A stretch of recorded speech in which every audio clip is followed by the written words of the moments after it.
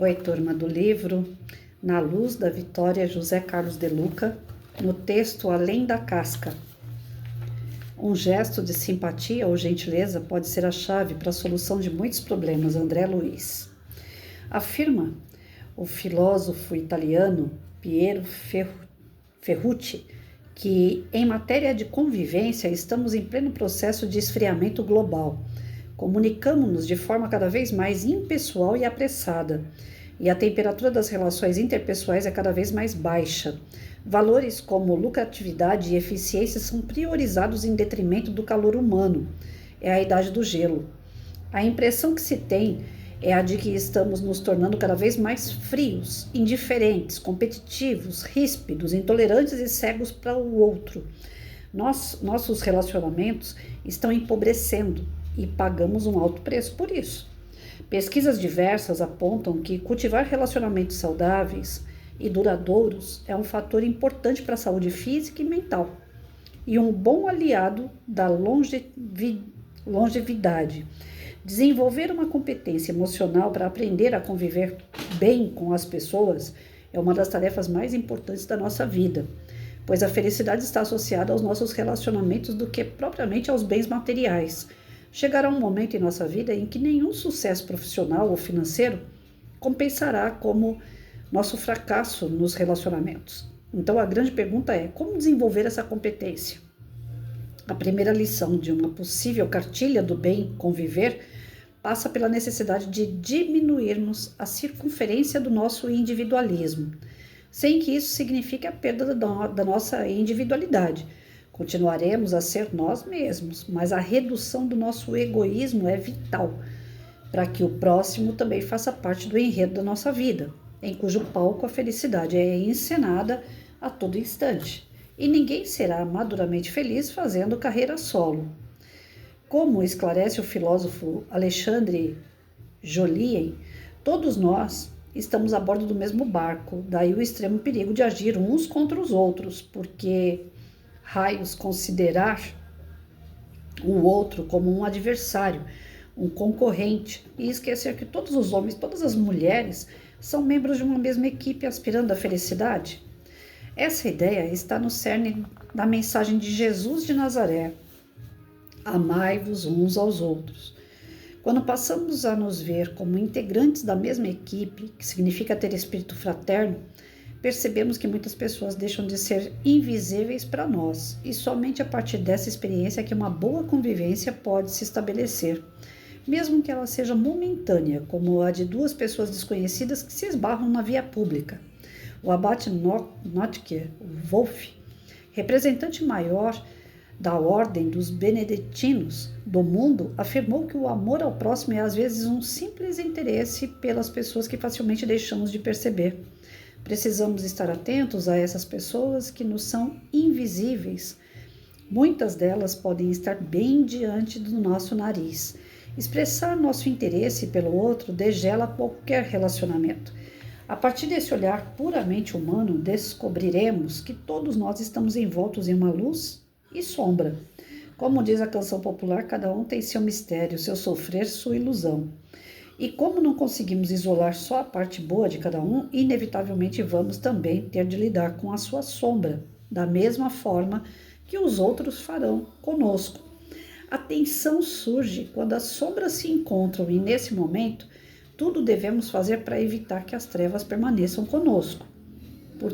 Para tanto, atitudes como simpatia, delicadeza, doçura, gentileza, afabilidade, brandura e perdão são interruptores de luz que iluminam nossos relacionamentos. Tais atitudes são como um drible, com o qual neutralizamos ou pelo menos minimizamos os inevitáveis atritos que a convivência humana produz. Parece-me que essas virtudes, hoje em dia, não estão mais em moda, e em nome da defesa de nossos interesses estamos nos tornando agressivos, azedos, irritadiços, grosseiros, mal educados, muitas vezes.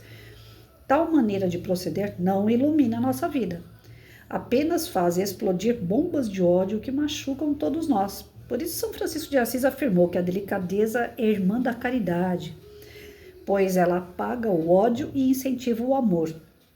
Talvez não haja tempo e oportunidade para conhecermos aquele motorista irritado que nos dá uma fechada no trânsito, mas talvez não seja suficiente imaginar com boa dose de acerto que ele está com algum espinho em sua vida para ter agido como agiu.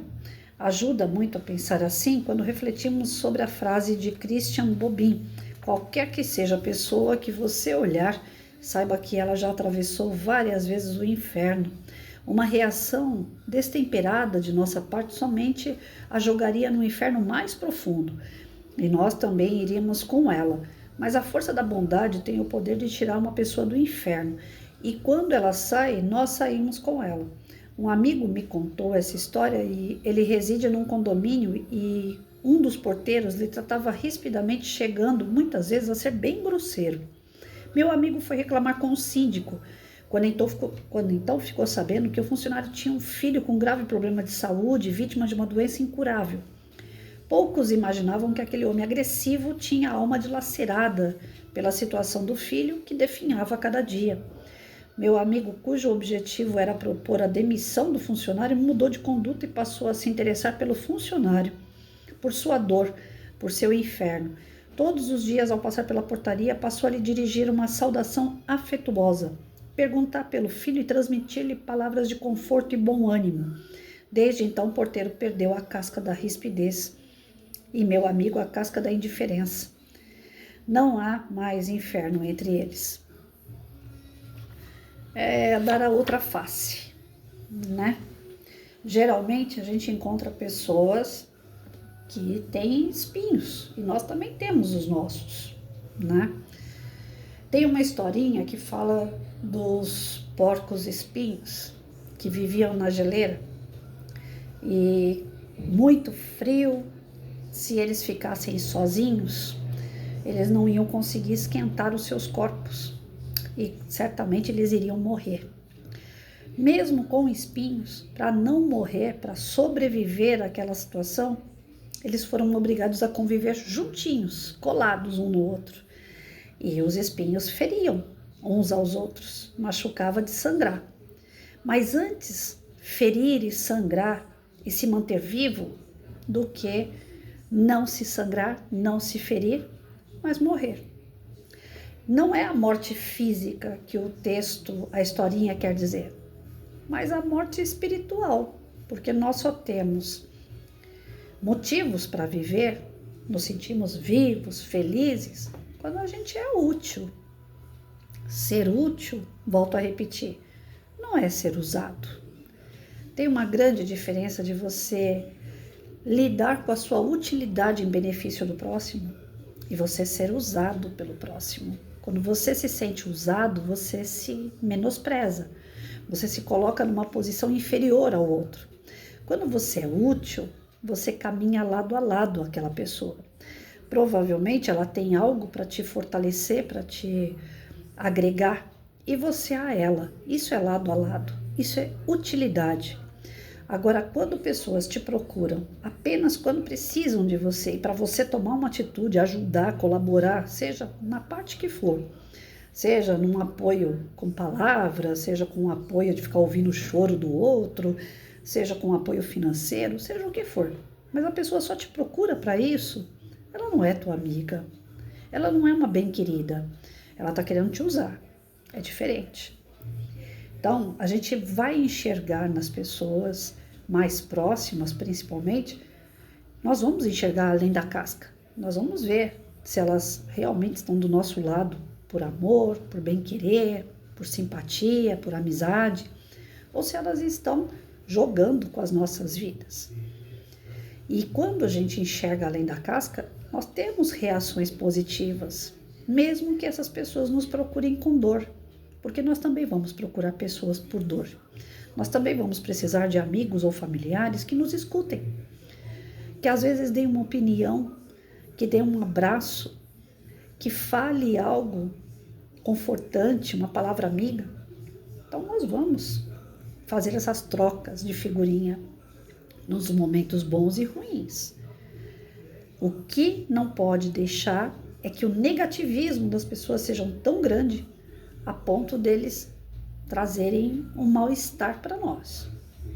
quando eu falo porcos espinhos, viviam até se ferindo, mas se mantinham juntos para uma questão de sobrevivência, eu não trago isso como uma lição de que eu tenho que aguentar, né, pessoas negativas em minha volta, me machucando, me colocando para baixo, para que eu sobreviva. Eu não vou sobreviver, eu vou subviver, né? Então, não, isso está errado. Pessoas vão machucar a gente. De vez em quando, um amigo, um familiar vai falar algo que você não quer ouvir. Alguma verdade ou algum ponto de vista que você não concorda. São feridas que causam, mas que ao mesmo passo você vai refletir, você vai crescer com esses pitacos aí.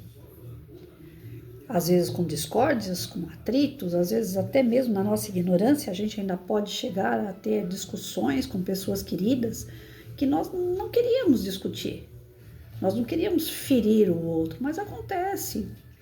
Agora, isolar, me fechar para que eu não sofra com o sofrimento do próximo, me isolar porque eu não quero que o outro me fira, isso é egoísmo. E o egoísmo é contra o amor. É mão errada. A tendência do egoísta é terminar sozinho, é terminar precisando de auxílio, inclusive de pessoas estranhas nos seus últimos momentos de vida. A pessoa que não é egoísta, ela está em movimento, ela traz os amigos para perto. Eu sou um pouco egoísta, ou muito egoísta ainda, porque se eu fosse uma pessoa santa, com certeza eu não estaria aqui encarnada. Eu tenho meus momentos de egoísmo, eu tenho meus momentos de pensar mais em mim do que no próximo? Tenho. De querer prevalecer a minha palavra do que a do outro? Tenho. Junto com esse egoísmo ainda vem o orgulho, que são as duas chagas que Jesus condena. Então, de santo eu não tenho nada. Mas eu sou aquele tipo de pessoa que eu brigo para os meus amigos me dar bom dia, para vocês terem uma ideia. Eu faço questão de ter os meus amigos em volta. Eles podem estar distantes, quilômetros de mim. Pode estar em outro estado.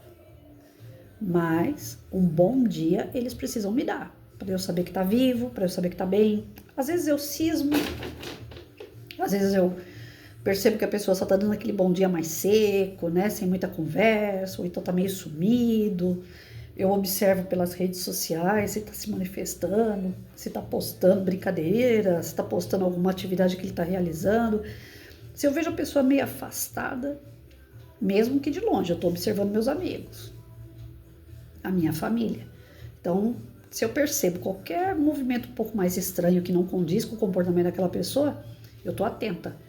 Aí eu mando mensagem. Opa, tá tudo bem aí? Você tá bem? Tá tudo certo? Aconteceu alguma coisa? Você quer conversar? Agora, o que eu passei a peneirar de uns tempos para cá é que pelo fato de ser solícita, de ser aquela pessoa que pergunta como é que você tá, muitas pessoas, antes de falar eu tô bem, já começam a lamentar. Então, eu recebo, por exemplo, 10 mensagens no dia mais compridinha, de pessoas que querem conversar, e não só falar bom dia ou boa noite. Dessas 10 mensagens, 9 é pessoa que tá só ali para reclamar. Olha, me aconteceu isso de bom, mas me aconteceu isso de ruim. Ontem eu observei no final da noite, teve 3 pessoas que conversaram comigo. Das 3, 2 só jogaram o problema para cima de mim. E quando eu falo que joga problema, joga mesmo, porque a pessoa te pega como um terapeuta. Ela reclama e não tem fim. Se você mesmo não chegar, tá bom, você já falou, agora vamos tomar uma atitude em relação a isso, aí a pessoa se fecha. Ah, mas agora eu não consigo, mas agora não dá, eu vou esperar. Então, para que você reclamou? Você só está reclamando para jogar o teu lixo em mim. Se você jogou o teu lixo em mim, então vamos junto buscar uma resposta para o teu lixo, para limpar essa sujeirada toda. Se você não está disposto a limpar a sua sujeira, de buscar uma ajuda, um apoio com o teu amigo, não despeja isso nele. E nós estamos vivendo momentos assim. Que as pessoas são frias, elas não percebem que elas derrubam o lixo delas no outro, mas só por derrubar. Porque ela mesmo não tem intenção nenhuma em limpar essa sujeira. Mesmo que o amigo, depois que ouça toda a lamentação dela e fale, então tá, vamos junto tentar resolver? Ela fala, não sei como, não dá, não tenho força. Não, eu só contei por contar, porque isso não tem jeito. Então para que contou? A convivência saudável não é essa. A convivência saudável é que todos vão ter problemas. Nós estamos num planetinha de prova e expiação. Mas o que é saudável dentro das amizades e da família é que quando você coloca os seus espinhos para fora, você vai machucar o outro. Querendo ou não, o outro pode estar numa vibe tão legal. Aí ele vê que você não está bem, ele também não vai ficar bem. O amigo de verdade, o familiar de verdade, ele vai se doer por você.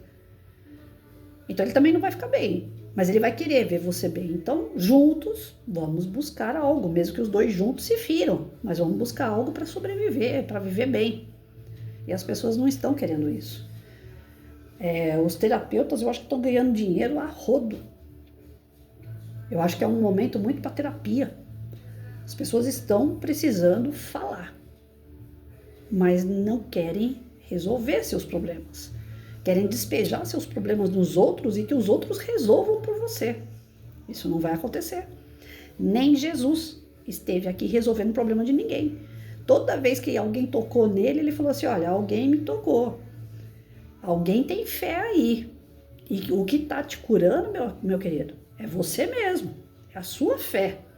Não fui eu. Então nem Jesus, até ele lavou as mãozinhas e falou, eu não estou aqui fazendo nada para ninguém não. Eu estou aqui cumprindo a minha missão. Quem quiser que me siga. Então, se nem Jesus estava resolvendo o problema das pessoas, por que nós temos que resolver problemas dos outros? A gente pode colaborar, mas se o outro ajudar nessa colaboração. Caso contrário, ele só está despejando lixo.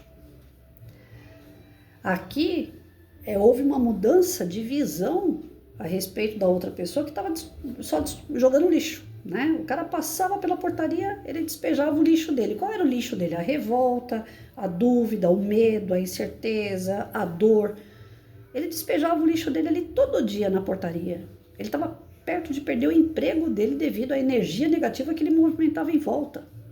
E isso, tudo que você planta, você colhe. Até que alguém foi compreender por que daqueles espinhos e tentar amenizar. Não vai curar o outro, mas tentar amenizar. E só deu certo porque o cara que passava e falava, meu amigo, vai dar tudo certo na sua vida, que Deus te abençoe, que Jesus te conforte, palavras amigas. Só deu certo essa mudança porque aquele que estava jogando espinhos abrandou o coração dele. Ele aceitou as palavras de conforto, ele se transformou. Então, muitas vezes, os nossos amigos, eles não compreendem isso. Eles jogam os espinhos em cima da gente. A gente tenta confortar da maneira que a gente pode, porque a gente também não é perfeito. E a pessoa do outro lado não aceita. E continua jogando espinho. E aí? Então, quando nós enxergamos que as pessoas têm problemas, não significa que nós temos que ser conivente a esses problemas. Aceitar que a dor delas ou a nossa própria dor machuque um ao outro. Nós temos que entender que nós estamos ficando insuportável, que nós estamos falando demais, que nós estamos reclamando demais, exalando energia negativa demais. Nós temos que ter consciência daquilo que está se passando conosco, com o outro e resolver. Só jogar energia para um lado e para o outro dá atrito, dá briga, dá discórdia, da desunião e, no final das contas, solidão. E o que nós queremos? Nós nadamos tanto para morrer na praia? Nós nascemos, crescemos, desenvolvemos, estamos aprendendo a ser pessoas melhores para chegar aqui no final da jornada? Não aprendi nada, estou fazendo tudo errado. Esses dias eu tive uma discussão com um amigo que está machucando, lógico, ninguém quer discutir com um amigo, ainda mais quando se trata do melhor amigo. Ele tá puro espinho, ele tá descartando espinho em todo mundo. Ah, eu quero ficar sozinho. Ah, eu quero isso. Ah, eu quero aquilo. Mas não é aquilo que ele quer. Ele quer que com uma mão alguém coloque sobre o problema dele, pum, resolva, que ele saia daquilo, sem que ele se esforce para sair daquela situação. Eu, como uma amiga briguenta, falei, para com isso. Tá na hora de você se chacoalhar, levanta e continua. A vida segue. Aí ele veio com mais espinhos para cima e eu não tive aquele jogo de cintura para conter os espinhos dele, abrandar e falar algo para neutralizar aquela energia. Eu não consegui. Tamanha a bomba de espinho que veio. Para minha defesa, eu também joguei bomba de espinho. Ou seja, os dois se feriram. Ele tem os débitos dele, as histórias tristes, amargas, doloridas dentro dele, e eu tenho as minhas. Mesmo que eu conheça as cascas, né? Atrás da casca dele, tudo aquilo que fere ele também conhece as minhas. Naquele momento, nenhum dos dois se respeitou. E o que aconteceu com a amizade? Se afastamos. Estamos longe um do outro, sem conversa, indiferentes, cada qual com a sua dor, mas cada um vivendo a sua vida. E pode ser que, se isso não se resolva, acabe uma amizade de uma longa data. E é isso, as pessoas não estão conseguindo manter as suas amizades. As pessoas não conseguem manter umas às outras. Casamento? Mal começa, a pessoa fala assim, eu vou tentar. Se der certo, bem. Se não der, termina. Cada um vai para um lado e acabou. Eu tô com a pessoa, até ela querer. Se ela não quiser, ela que vai embora. Tô nem aí.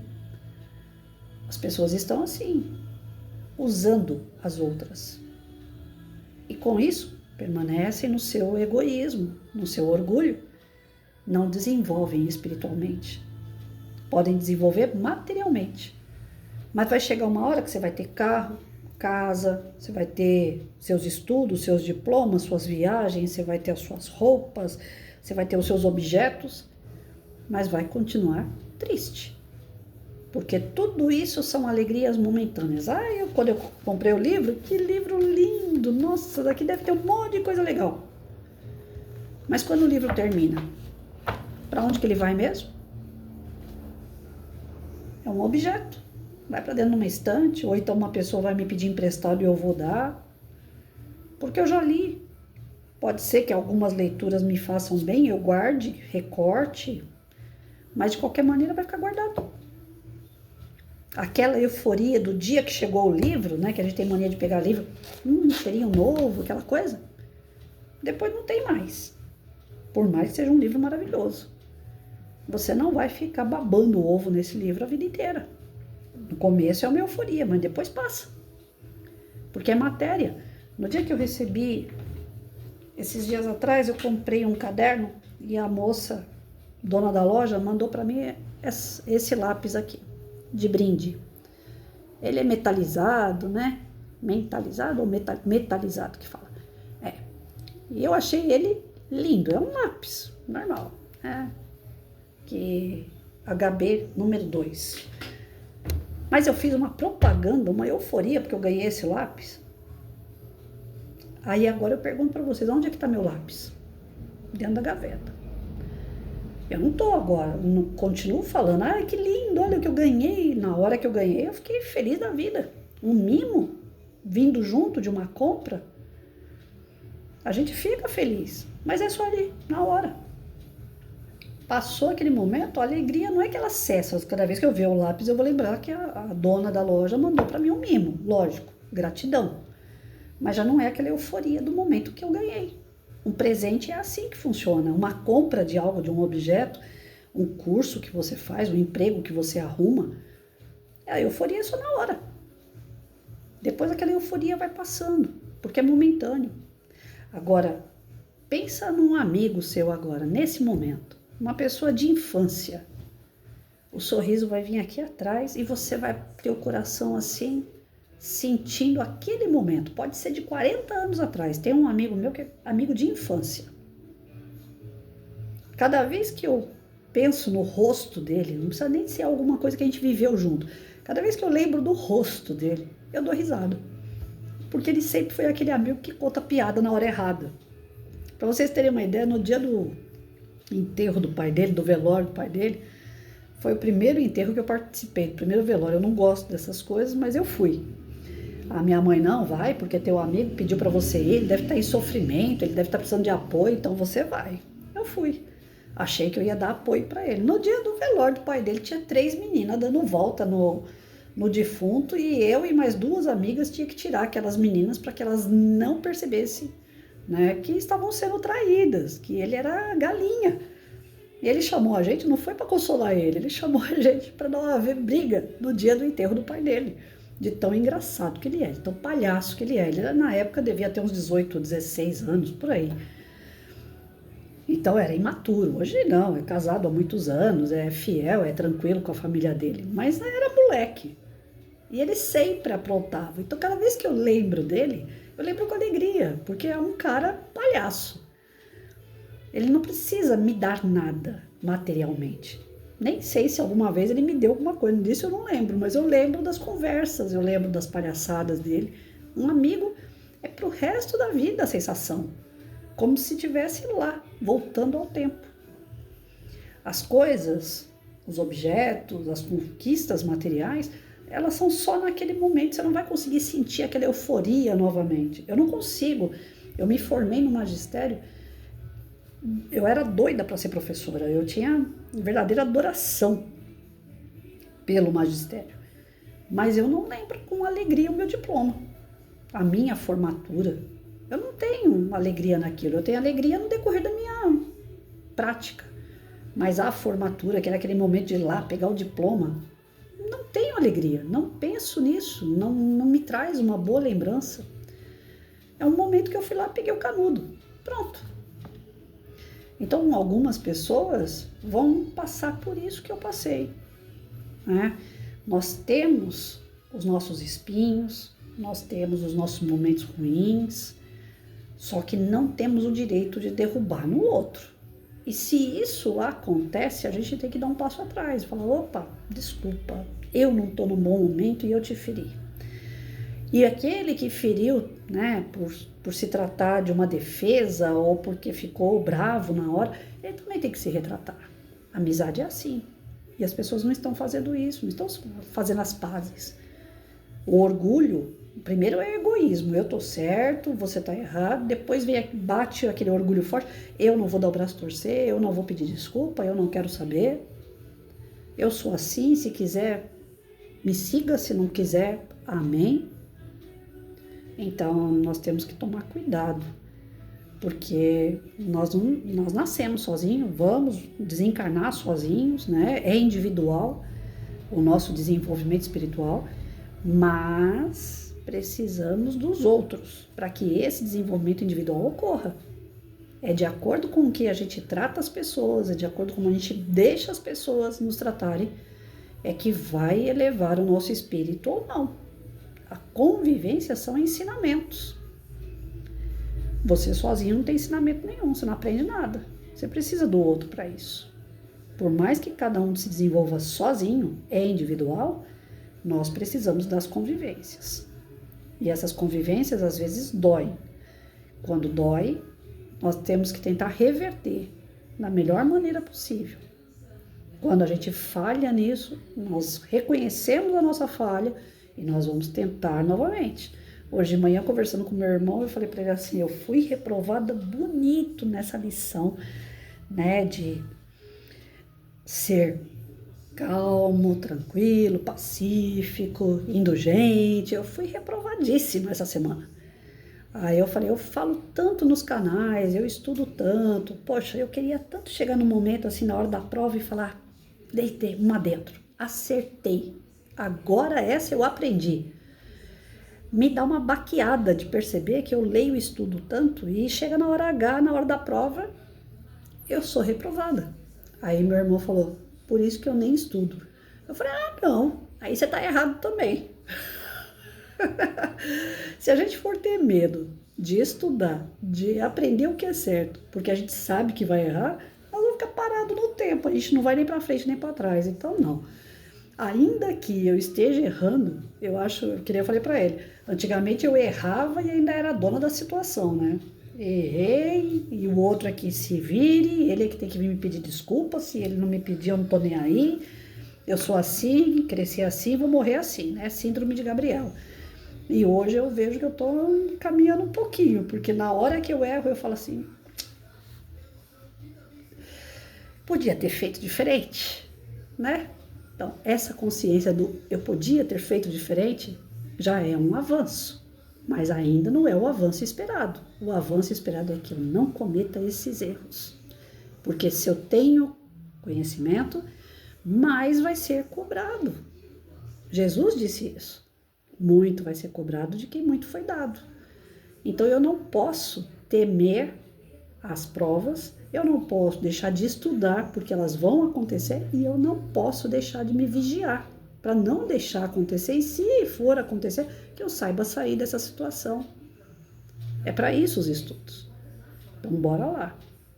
Não é fácil, não é algo que eu posso falar para vocês assim, basta estudar que a gente vai ter respostas na hora certa. Não é assim que funciona, mas é uma constante.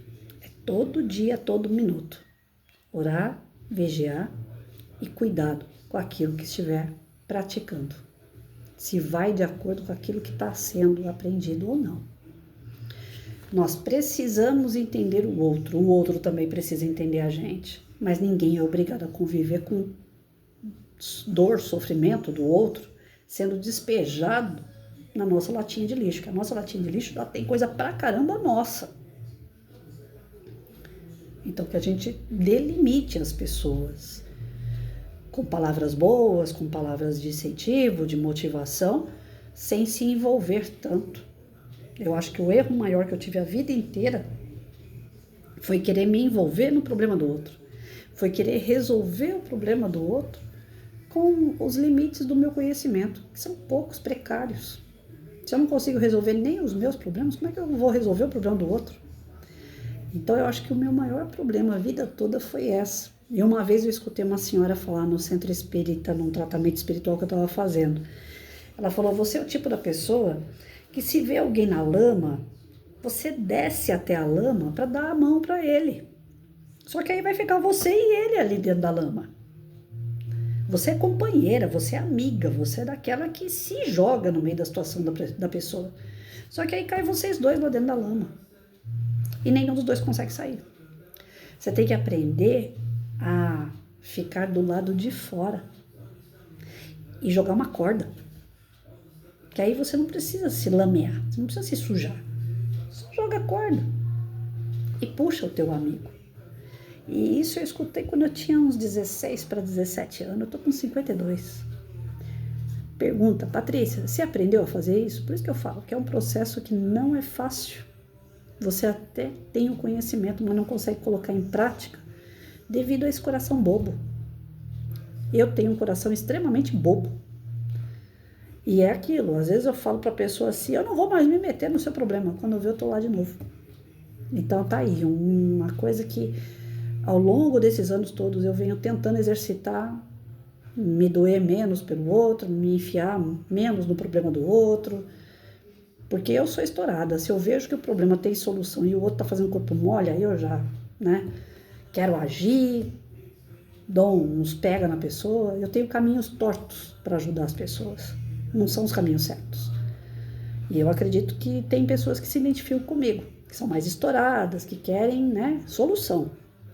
E as pessoas às vezes não têm solução para os seus problemas e precisam desses problemas para amadurecer.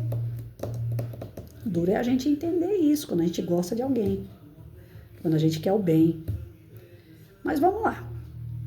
Vamos tentar entender as pessoas além das suas cascas. Essas dores que elas mostram, esse sofrimento, o rancor, o ódio, a revolta das pessoas sempre tem um porquê. Não é que a gente tem que se comprazer, que a gente tem que aguentar, suportar a dor do outro jogada em cima da gente. Não é isso. A lição não está falando essa, não está falando desse jeito, mas está falando para a gente compreender. A gente não deve se envolver tanto, mas também não pode ser frio diante do sofrimento do próximo. Porque hoje em dia, como ele falou, através da tecnologia, a pessoa fala algo que eu não quero, que eu não gosto, eu já bloqueio, eu descarto, como se fosse um objeto. E pessoas não são objetos, nós precisamos uns dos outros para a gente se desenvolver, mesmo sabendo que o nosso desenvolvimento é individual.